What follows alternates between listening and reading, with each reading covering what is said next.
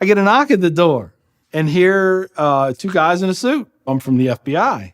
The first thing I have to say is, what took you guys so long? I told them the truth. I was going to make my own IED, and I was going to set across the Islamic Center over in a bank's parking lot, and I was going to dial it in and just watch the show. Growing up, I saw a movie, and it was Rambo. Rambo was tough, respected. He had intestinal fortitude. I said, that's what I want to do. I went off and joined the Marine Corps. I wanted the action. The first time I got shot at, I remember looking at my watch and I says, man, this time last year I was in English class. I fought several times in the Middle East, Desert Shield, Desert Storm, South America, Philippines, Somalia. I think the worst things that I have seen is dead children.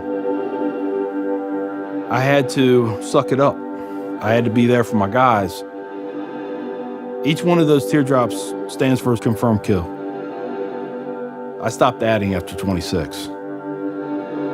Where I was taught, Marine Corps, just own it and then let it go. But there comes a time when there's too much of that and you can't turn it off anymore. I want you to give me a window into your state of mind at that time.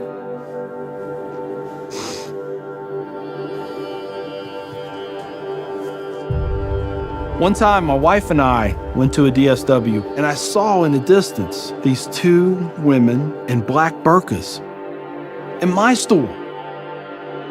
I cried as I prayed for enough strength to go over there and break both their necks. I was just angry. I was just full of hate, and it just fed off itself. At that point, I was drinking a half-gallon of vodka every 2 days. I had devised a plan, create my own IED, homemade bomb, and I was going to set it off right outside the Muncie Islamic Center. 200 plus killed or injured. That was the plan. I saw an opportunity to do one last thing for my country. This was my rationale.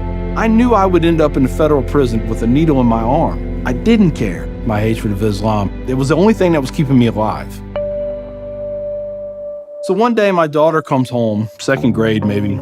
She was telling me about this little boy who sat across from her. His mom came to get him. She said she had scarves on her and she had a dress all the way down to her feet and you couldn't see her on nothing but her eyeballs. At that point I snapped, started spewing things out of my mouth that should never be said in front of children or anything. She didn't say anything. It was the look on her face. I remember my daughter looking at me like I was absolutely the craziest person on the face of the earth. She was my little buddy. She used to say we were road dogs. I know I saw it in her eyes. I made her question that love. And that's when a light bulb came on. I decided to give the people of this community one more chance. So I went to the Islamic Center, see a gentleman in the shoe room taking off his shoes. He looks at me and he smiles. He said, "Can I help you?" And I said, "Yeah, I want you to teach me about Islam." So he went and he gave me a Quran. "Read this. Come back when you have questions." So I did. And I would see things in the book. I'd be like, there it is. I got them right there. Explain that to me. And they would. This was a kind of awakening.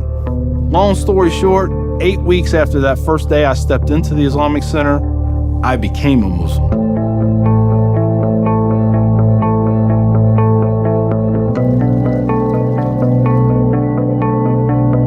I'm a Muslim, a veteran, and a proud American.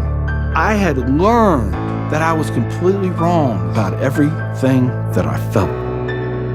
You know, Judaism had a message, Christianity had a message, Islam had a message. Funny thing is, though, it was the same message. It was about peace, and it was about love. Please join me in welcoming Mr. McKinney. My big thing is now to stop the hate. Nothing good has ever come out of hatred. I've done too many things. I've hurt a lot of people. I have to live with that. But if I can stop somebody else on the path of non-forgiveness, I won.